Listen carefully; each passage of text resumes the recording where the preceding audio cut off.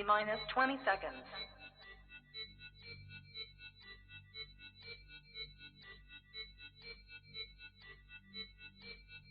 10, 9, 8, 7, 6, 5, 4, 3, 2, 1, 0.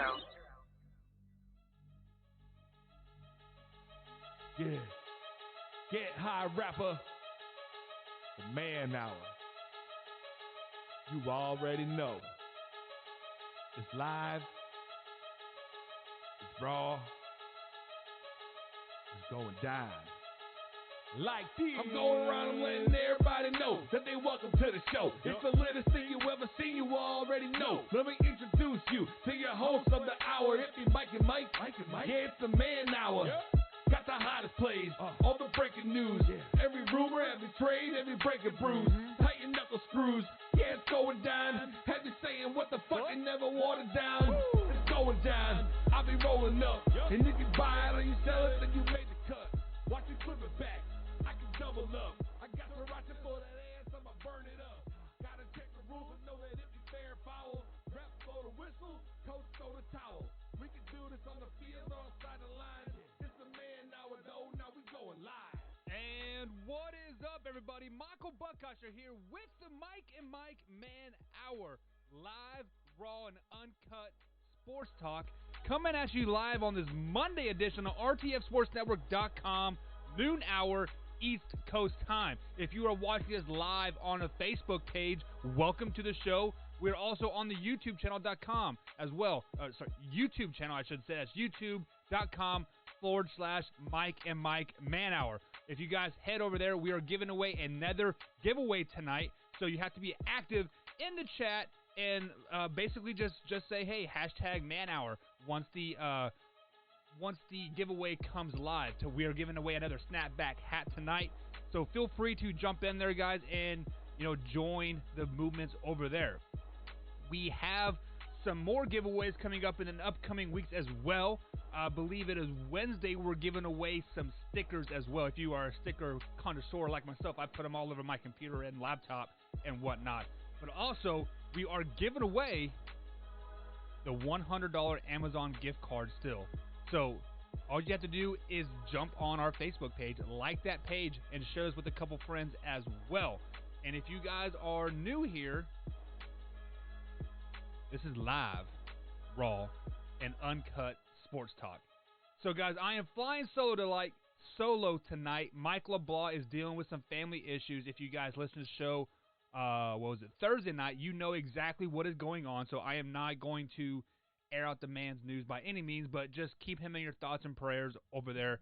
Mike is very well missed here on the Mike and Mike Man Hour. What is up, Mike Reeves? Yes, I am Mr. Clean Man. Cause here, check this out. I don't know if you guys can see that on camera or not, but I was working on my garage and I decided it would be fun to headbutt a ceiling joist. So I had to get that taken care of and fixed up a little bit. So we do have an exciting show happening, guys. Some news that is happening in the NFL.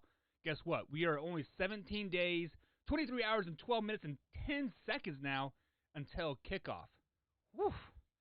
Man, I am excited. NFL football season is a little over 2 weeks away. We're about 2.5 weeks away. 17 days until kickoff. September 10th, Kansas City Chiefs versus Houston Texans. And as Mike Reeves says, he loves you, Mike LeBlanc. Stay up, brother. Yes, man, definitely stay on your feet and keep looking positive because we do miss you over here at the Man Hour. Speaking of the Man Hour, guys, if you guys head over to mikeandmikemanhour.com, we are selling some merchandise as well over there. We got some T-shirts along with the snapback hats as well for sale over there. So if you head over to the Mike and Mike Man Hour and check out the merch store, guys, it is very, very reasonable priced over there. Just help us out. So support the show. And if you don't want any gear, feel free to drop a donation on there as well. So that would be much appreciated as well. So we do have a new follower in the house. Leah Christie, thank you for the follow. Also, Rob Romby, thank you for the follow as well. And TJ Burns, thank you for the like, man. We definitely appreciate you guys, everything that you guys do for us here on the Mike and Mike Man Hour. Every little bit helps. Sharing this feed, liking the comments, and also dropping the emojis in there help as well. So definitely feel free to jump on board with that. But tonight we are going to get started with the What Does, and we'll be hitting them off right now.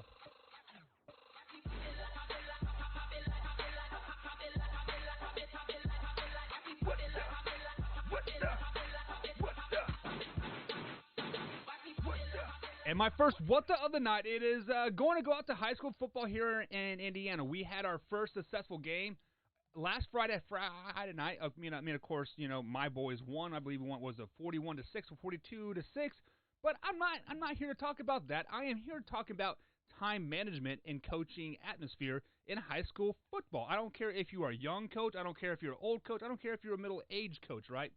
When you are down 41-0 at halftime, and we are playing our freshmen against your varsity starters, you should know not to play those guys. Understand that we play you again week 5. We play you again in 4 weeks, and you be sure we are going to put 65 up on your bitch asses before halftime. Southern Indiana football you guys better recognize the What Does, because I am bringing them out. What Does Jeffersonville High School.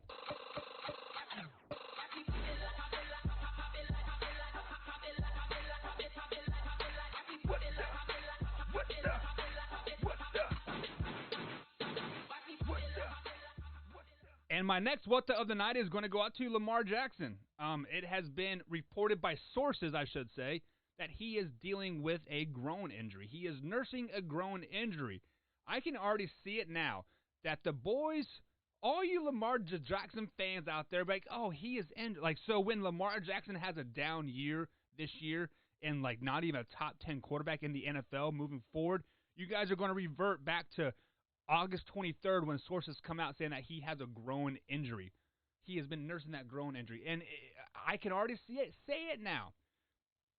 He is going to be nursing it all year. When he's thrown 3 or 4 interceptions in a game, oh, it's because his groin. Like he can't fire through the ball. He can't rotate his hips enough.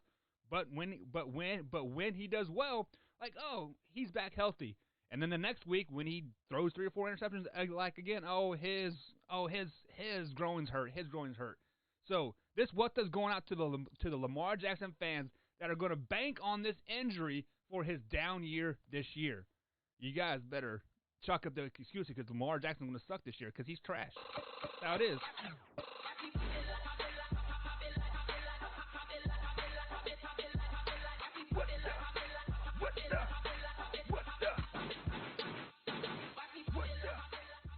And my next What the of the night is going to go out to the LA Clippers and Dallas Maverick games. If you guys were not watching that game today, it was an absolutely amazing game.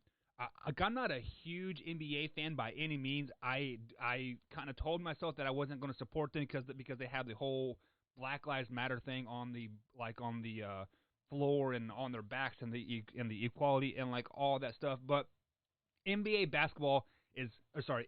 playoff basketball is hands down the best basketball that you will ever see when they actually play and like actually hustle up and down the court. And Luka, that kid from the Dallas Mavericks, I believe this is his 4th ever playoff game. He hit the game winner tonight versus the LA Clippers, I should say, Sunday night, versus the LA Clippers, giving them a 136-134 win in overtime. So, guys, this What the is going to go to the masses out there that say that Kawhi or somebody else is the new face of the NBA after LeBron James leaves. Guys, you guys are wrong. Luka is the face of the NBA after LeBron James leaves. Luka is a man among men down there in Dallas, and he has proven it. You guys better jump on this bandwagon real quick. I believe he's number 77. Buy some Dallas Maverick jerseys. 77. Everybody else, you guys get the What the. Luka, the man.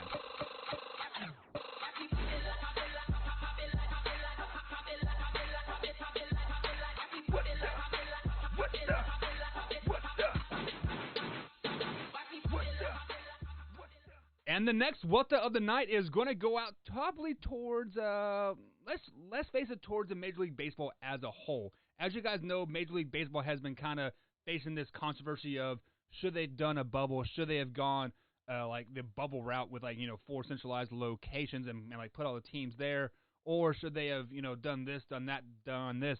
But Jose Abreu hit 6 home runs in 3 games over this weekend versus the Cubs. Sorry, Brandon Coombs, but Jose Abreu definitely hit the crap out of the ball. So my what the of this is going to go toward the Major League Baseball. If you guys are juicing those baseballs right now, because I believe there was it was a San Diego Padre that hit 6 home runs as well over the weekend, as well. So if you guys are juicing the baseballs, you better come out and tell us right now. I don't care one way or the other. As long as it's even across the board, I don't care. If you guys are juicing the baseballs to get the rankings up in Major League Baseball to get 6, 7 home runs in like a 3-day span, I'm all for it. Chicks dig the long ball. We want high-scoring games. I'm a fan of the 7-inning games. I'm also a fan of the just the double headers. I'm not a fan of a 1-0 12-inning game. I'm a fan of a 27-16 7-inning game. That would be awesome. Juice the baseball. So Major League Baseball, if you guys are doing that, better say what the. Come on now.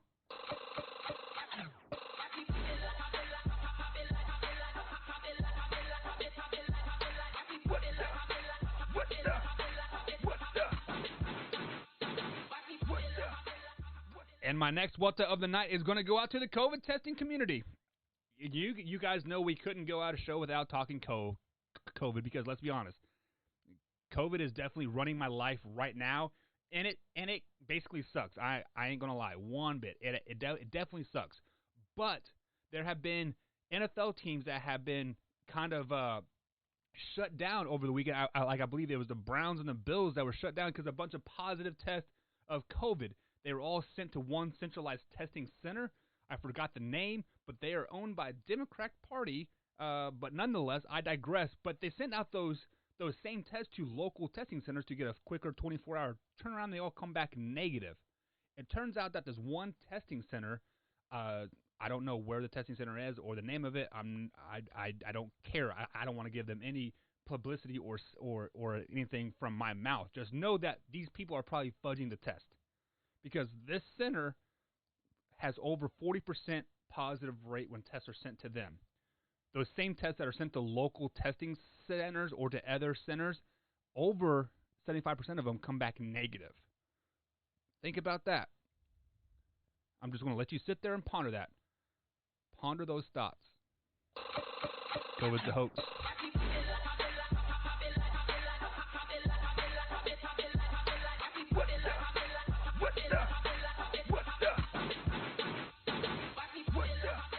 And my final what the of the night is going to go out to Joel Embiid.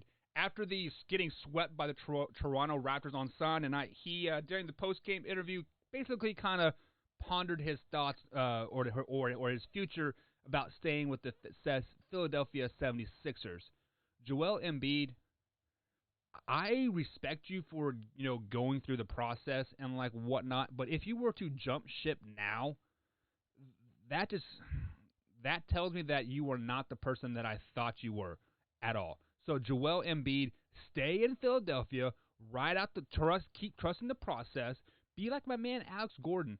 Alex Gordon was the lowest of the low with the Kansas City Royals. He grinded through for 10 years, and then they won the World Series, and now they're back to grinding through the shit there, and Alex Gordon is still there. Because he is true to his blood. He is making good money playing baseball, playing for his team that he loves. I mean, you say you love Philadelphia, stay there. Show them that you really love them. Come on, Joel Embiid. Do not ponder your thoughts about leaving Philadelphia. I don't think any other team in the NBA really wants you, to be honest with you.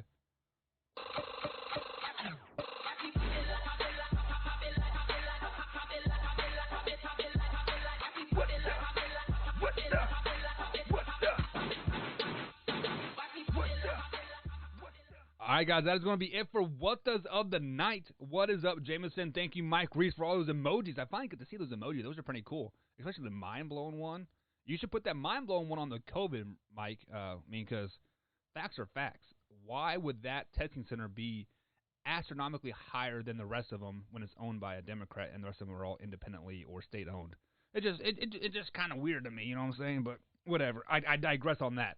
So, guys, we're going to take a quick little break. Jameson, welcome to the show. Leah Christie, thank you for the follow as well. We definitely appreciate you guys liking and commenting onto the show and whatnot. So, guys, we're still giving away that $100 Amazon gift card. All you have to do is like the Facebook page, just like what Leah Christie just did. That gets you entered into the $100 Amazon gift card. And then if you share the page and join some of our Trash Talk groups, that gets you additional entries as well. Over on our YouTube channel tonight, guys, we are giving away a snapback hat. All you have to do is just get entered in.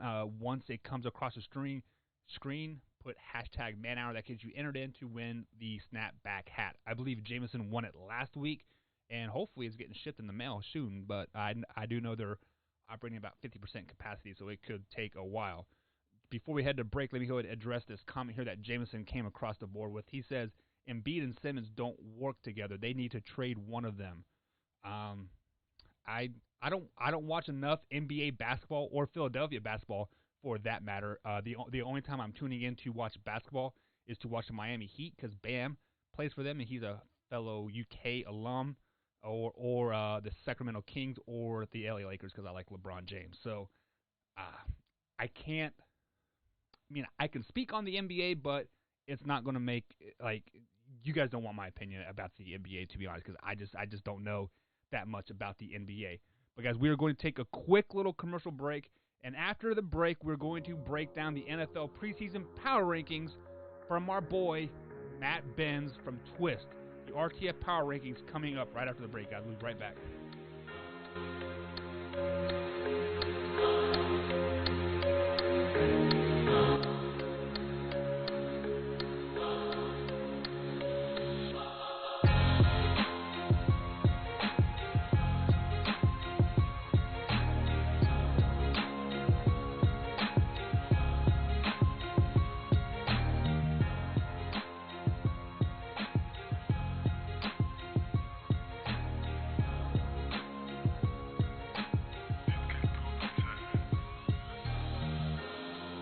And welcome back to the Mike and Mike Man Hour, guys. Live, raw, and uncut sports talk here on the Facebook Live page or YouTube Live, Sunday through Thursday, 10 p.m. East Coast time.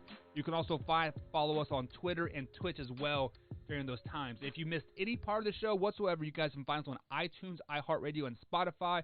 And as always, the show is aired Monday through Friday, noon East Coast time on the RTFSportsNetwork.com.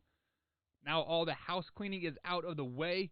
Guys, the RTF Sports Network team has started to put together power rankings for us. Like we have hockey, NBA, Major League Baseball, and what is important to the Mike and Mike Man Hour show here is the NFL power rankings. So I believe it is Matt Benz that does the power rankings for the RTF Sports Network page. If you guys are interested in those pages, they come out every Tuesday. I believe it's 9 a.m. East Coast time is when those come out. But we're going to give you a little sneak peek because I have a little inside source. So, per Matt Benz from the RTF Sports Network, this is the NFL preseason power rankings going into Week 1, which Week 1 is 17 days away, 22 hours, 56 minutes, and now 24 seconds. It is getting ever so closer. So, with that being said, coming in at number 10, I should say, he has the Green Bay Packers. Number 9, he has the Dallas Cowboys. Number 8, he has the Seattle Seahawks. Number 7, the Pittsburgh Steelers. Number 6, the Tampa Bay Buccaneers. Number 7, the Indianapolis Colts. Number 4, Baltimore Ravens. Number 3, San Francisco 49ers. Number 2, the New Orleans Saints. And coming in at number 1, my Kansas City Chiefs. So earlier in the, I pushed the wrong button. My bad, guys, my bad. So earlier in the day, when like Matt told me his rankings, and so we could make the graphics and whatnot, I asked him a very simple question. I said, "Here, let me pull it up because we have like little Facebook chat going on here. Where it is, power rankings. There we go. And just so I don't misquote anybody by any means, I said, this is being serious. Why are the Bucks that high? I want to talk to you on the show sometime this week to basically defend your rankings like a tad bit.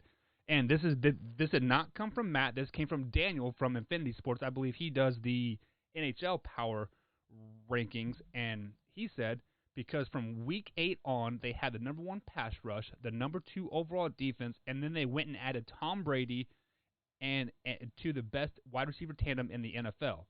Just like this is obviously just his opinion from Daniel Sullivan from the Infinity Sports, but I went ahead and did some fact digging. The fact that yes, it is the fact that the Tampa Bay Buccaneers had the number 2 defense and the number 1 pass rush in the NFL the last 8 weeks of the NFL season. That is the fact.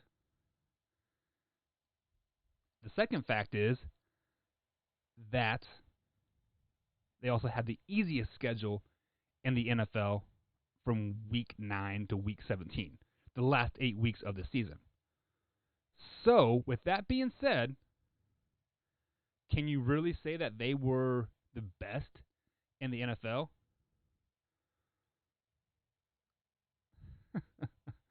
Mike Reeves comes with the breaking news. He says, per my source, me as in Mike Reeves, Matthew Benz was just fired as a co-host from Twist.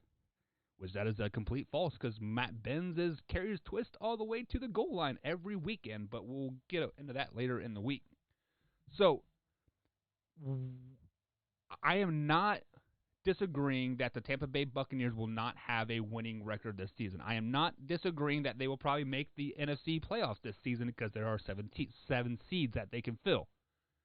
I am saying that they are not a top 10 or a top 6 NFL team going into week 1. You can say what you want about who they added, what their defense was last year, what their pass was last year, but that was all last year. I've been watching training camp footage. Yes, Tom Brady and Mike Evans are looking good against grass, throwing 5 to 7 yards out. They look great. Tom Brady has yet to throw a good deep ball to Mike Evans. Mike Evans has been slowing down on those fly routes, on those post routes, because Tom Brady has a noodle arm. That's just the way it is. And then you add Gronk to the mix. You can have the best wide receiver tandem in all of NFL. You can have Jerry Rice and Terrell Owens on the same team and Tom Brady throwing them the ball. Tom Brady is going to defer to Gronk more times than not. I bet you Gronk has a career high in catches this season if he stays healthy, and Mike Evans and Godwin are going to go down this year. Because Tom Brady likes Gronk. He likes that dump down pass. He likes to, quote, play it safe, right? And if the stats are correct and that they had the best defense the last 8 weeks of the season, okay, then Tom Brady's going to rely on that defense, right? Wrong. Tampa Bay Buccaneers is a offense-driven league or a driven team. Tom Brady said it himself in an interview that the fact is that this is the first time he has ever had an offense-driven minded coach. With that being said, it makes me wonder if Tom Brady is going to be too anxious to really perform. Is he going to be too anxious to drive the ball down the field to, throw it to double coverage when Gronk is there? I could see the first 3 or 4 weeks, 5 weeks of the season, the Tampa Bay Buccaneers are just an average football team. For one, they play the Saints week 1. They play the Saints twice in the first 8 weeks, if I'm not mistaken. Maybe it's the first nine weeks. Either way, it is twice in their first 8 games. I forget where their bye week falls into place. So that was my first question mark of the whole Matt Benz NFL Power Rankings was the Buccaneers at number 6. My next one was the Pittsburgh Steelers at number 7. Now, Now, listen here. I like the Pittsburgh Steelers. I like them. Their defense was phenomenal last year. They had statistically the worst quarterback play ever in the NFL. The worst ever in the NFL from a starting quarterback for more than, I believe, it was 2 weeks, if I'm not mistaken. If the Pittsburgh Steelers can do what their defense did last year with a healthy Ben Roethlisberger in there, they are going to scare a lot of teams. They're going to do well. They're going to probably win that division. You heard me. They're going to win that division if Ben Roethlisberger is healthy and what he was, and if that defense still plays the way they did last year. Now, but to have them preseason power rankings number 7, that is a little bit of a stretch. The reason is because we haven't seen any preseason games. Just like the Bucks.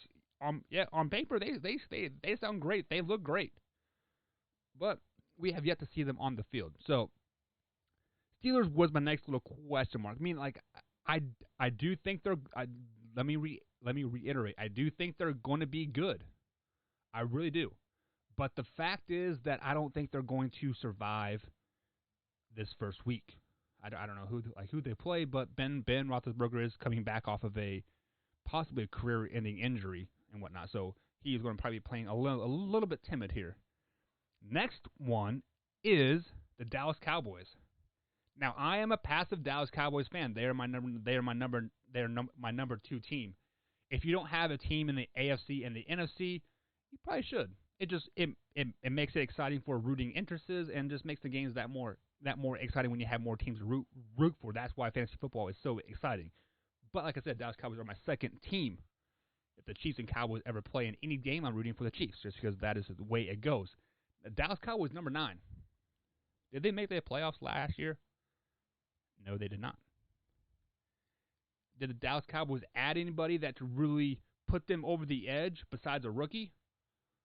No, they did not.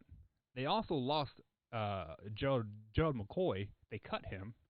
So that defense is, still a top 10 defense, but nonetheless, well, what is up, blah blah? I see you there. The Dallas Cowboys are not a top 9 power ranking preseason NFL team. You want to know how they can slide in there, though? Sign Earl Thomas. Bring Earl Thomas home, then I could slide you in there. On paper, the Dallas Cowboys look great. But going back to the Bucks, going back to the Steelers, the Dallas Cowboys have a brand new head coach. They have a brand new offensive coordinator. They have a brand new defensive coordinator. It's going to take time for Dak to adjust. It's going to take time for CeeDee Lamb to learn an NFL offense. It's going to take time for Amari Cooper to learn a new NFL offense. Zeke is probably going to be Zeke. I mean, you can still run a 36 power to 36 power. You can call it whatever you want. You can call it GT Tango 36 rifle whatever. Zeke is getting the ball to the 6 hole. It is what it is. Running backs do not have a lot of adjusting, running the ball from one head coach to another. Now the passing or the blocking schemes might be a little bit different on the passing game, but we'll digress on that a little bit. But to have them in the top 9 or number 9 in the top 10 NFL preseason power rankings, Matt Benz, you got to enter that as well. Now, number 1, Kansas City Chiefs. Of course, I'm okay with that. Super Bowl champs. Yada yada yada. Number 2, the Saints. No, didn't they lose in the first round to the Vikings? Your Vikings, Matt Benz, last year. I've said on the show many times, the Saints are a great regular season team. They're 13-3, whatever, with Drew Brees at the helm. They are habitual 11 to 12 win team year in and year out. But with that being said, they haven't done very well in the playoffs. I believe Mike LeBlanc looked them up last week, and Drew Brees is below 500 in the postseason. He has 1 Super Bowl win. I believe he had 8 Super Bowl wins. 3 of them came in the year that he won the Super Bowl. So almost 50% of your wins come 1 year he was there since 2008. So the 12, 13 years that you've been in New Orleans, you had 5 playoff wins outside that Super Bowl run. So Saints at number 2, we'll see. Like I said, they're a great regular season team. I would want to face the Saints in the playoffs. No matter what. Saints in the playoffs, let me have them. Number 3, 49ers. I think you have to put them up there because they were the Super Bowl losers, but the Super Bowl slump is real. San Francisco 49ers will not make the playoffs this season. They'll be 7-9, 8-8 at the best, and miss the playoffs. I can see the Arizona Cardinals knocking them out. Honestly, number 4, Ravens. I guess you have to give respect to the former MVP. Put him in the top. Put him in the top 5. Sure, they'll have a great regular season, 14-2, 13-3 as well. If Lamar Jackson is healthy, he's already nursing a growing injury. If you heard the what does, he's already nursing a growing injury. So, all you fans, go ahead and write that down. Lamar Jackson has a hurt hamstring. He is going to have a down year. Or there's your guys' excuse. The Colts, number 5. I love the Colts. I believe I said it last week on air, but I've been privately saying it for a few weeks here, that I think the Indianapolis Colts are probably Super Bowl bound. It would not surprise me if them and the Kansas City Chiefs face off in the AFC Championship game. Colts and Phillip Rivers get the edge. The one time, that Phillip Rivers has a chance, he plays the Kansas City Chiefs, a team that's knocked him out many, many times. But everybody else I am kind of okay with. I wish he would have moved the Seahawks up a little bit on there, but it is what it is. So, like I said, Matt Ben's power rankings for the RTS Sports Network right now at number 1, he has the Kansas City Chiefs. Number 2, Saints. Number 4, San Francisco 49ers. Number 5, Baltimore Ravens. Number 4, Baltimore Ravens. Number 5, Indianapolis Colts. Number 6, Tampa Bay Buccaneers. Number 7, Philadelphia Steelers. Number 8, Seattle Seahawks. Number 9, Dallas Cowboys. And number 10, Green Bay Packers. Do not sleep on the Packers this season, guys. I'm telling you. Do not sleep on them. I wanted you to call Lamar Jackson because I saw Jackson, but James Jackson, I am not a 49er hater. The facts are, the last 5 NFC Super Bowl losers have not made the playoffs. The last 5 NFC Super Bowl losers have not made the playoffs. What makes you think any different that this year the San Francisco 49ers are going to be any different? They are essentially the same team as last year. You know what they say? When you don't improve, you get worse. Also, other teams in that division have improved. Arizona Cardinals have improved. Seattle Seahawks have improved. The Rams, they'll still split with the 49ers. They'll still go 1-1 against the San Francisco 49ers. I mean, granted, the Rams are only going to have 5-ass wins this year, maybe 6. But hey, they'll beat the 49ers once.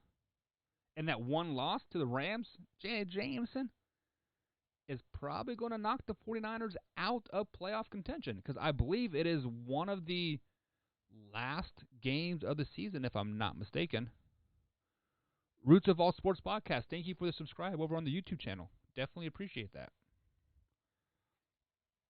Definitely appreciate that. Roots of All Sports. Shout out to another RTF Sports podcast, guys. Shout out to those boys. So, guys, we're going to take a quick little break. I'm going to we're going to go for about 10, 15 more minutes. But we have to talk about the biggest news that happened over the last couple hours. The last couple days, I should say. Earl Thomas has officially been cut by the Baltimore Ravens. What does that mean for the Baltimore Ravens? Are they still preseason power number 4? We'll see. Mike and Mike Manhour, guys. We'll be right back.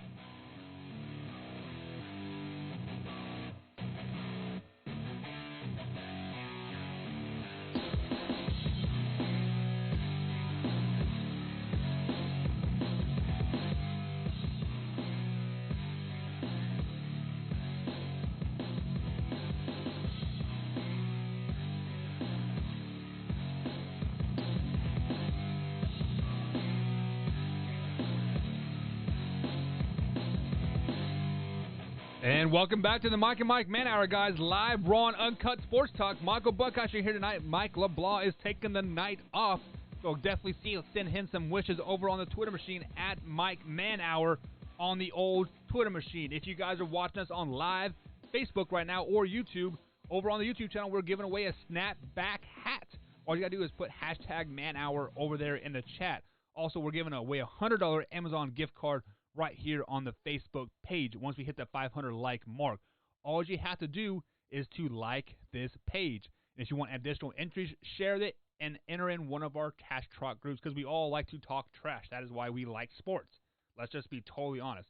Also, starting here in the next couple days or so, the Mike and Mike Man-Hour Fantasy Football League will be opening up, and we'll probably do the draft on, say, next Sunday or the Sunday after that because football season is officially 17 days away.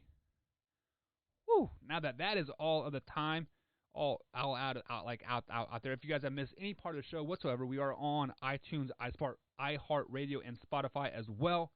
Also on rtfsportsnetwork.com noon edition. Rhonda Bruce, thank you for the like as well. We definitely appreciate that you have been entered in the $100 Amazon gift card giveaway. I believe we're sitting at like 485 likes right now, so we're definitely very, very close. So, housekeeping is out of the way. Now let's get into the real news of the... Is it the weekend? The week?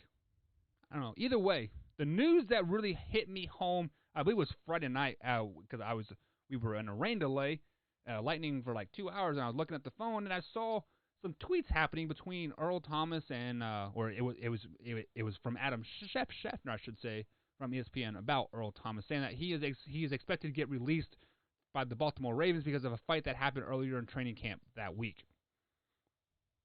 Okay. That made me start scratching my head right there off the bat. They said they were releasing him probably because of a fight earlier in the week.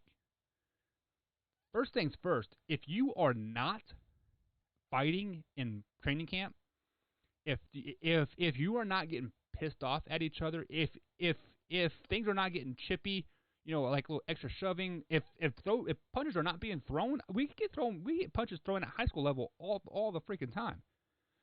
You are not practicing hard enough. You are not practicing hard enough if there is not a fight on the football field at some point during training camp. Simple as that. So, when they said that Earl Thomas was probably going to get released because of a fight, I started thinking to myself, there is something deeper that is happening there.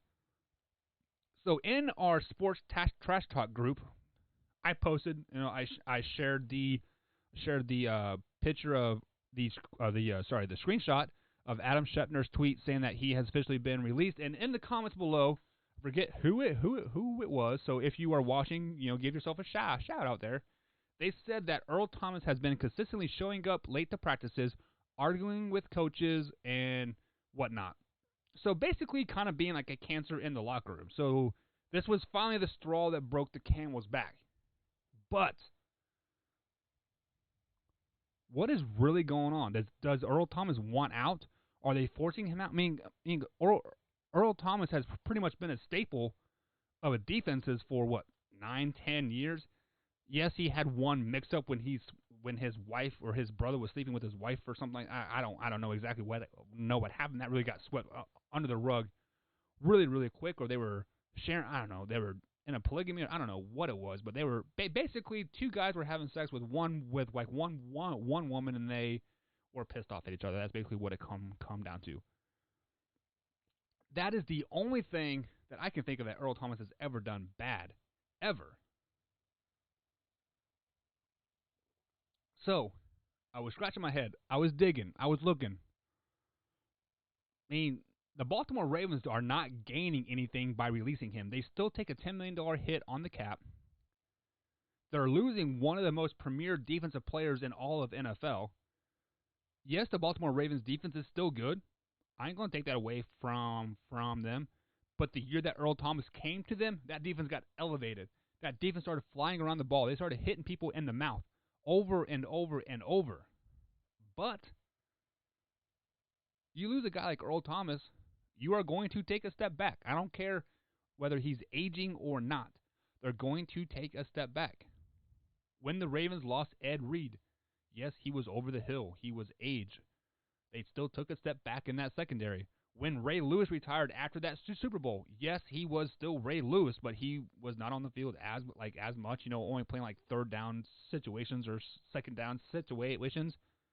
But when they lost him, they still lost a voice on the field, a voice on the sidelines. The emotional one, they took a step back.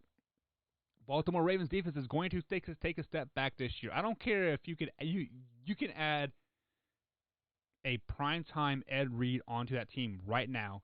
You're still going to take a step back because there is a time to, mess with each other. There's that time to gel with each other. Yada yada yada. Then you come to the situation. Well, shoot, Earl Thomas is a free agent right now. Earl Thomas is a free agent. Teams are going to be chomping at the bit to pick him up, right? Last year, the Dallas Cowboys were, basically front runners to sign Earl Thomas, but he ultimately ended up going to Baltimore. But he is from Dallas, so it comes to question here: what teams would be acceptable, or what teams would Earl Thomas fit in? I mean, safety, you can only play cover 1, 2, 3, 4, 5, right? There are only so many coverages that you can play. There are only so many disguises that you can run in the back four. He can fit pretty much damn where anywhere. You put him on the Dallas Cowboys.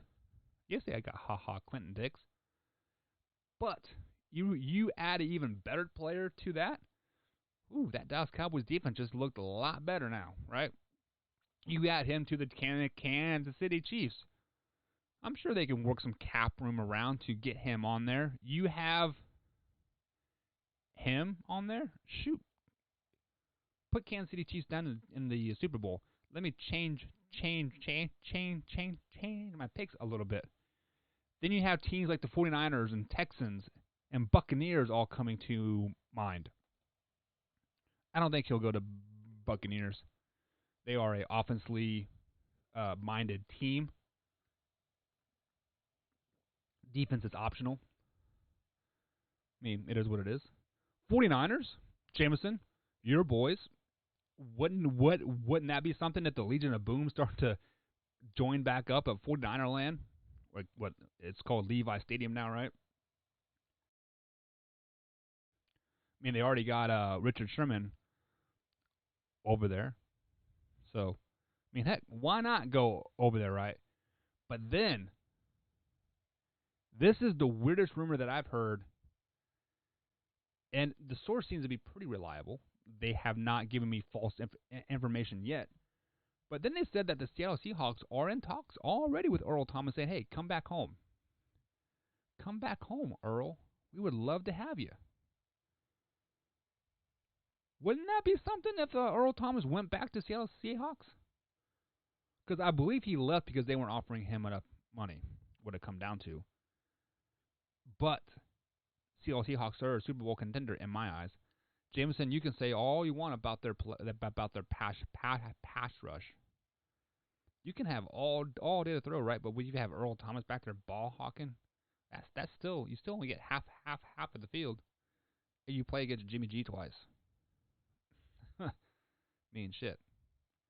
I don't know, but nonetheless, here in the chat, Jameson comes off and says here that Earl Thomas was cut because of the conduct detrimental to the Ravens, and they won't suffer a cap hit, I believe.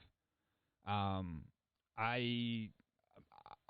think you are wrong on that because I believe what I read was they're still hit with that $10 million cap hit because it fell after August 18th or something, because he basically already got paid for the season, what it comes down to, more or less. So, but we will fact check that some more and come at you guys tomorrow about that.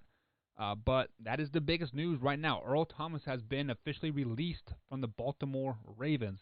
In the comment, guys, tell me which team that you think he will end up at, and what team would you like to see him at, and does that make that team Super Bowl contenders? Does Earl Thomas on your team that you choose, does that instantly make them a top 5 defense in the NFL? Looking at the Dallas Cowboys, I believe so.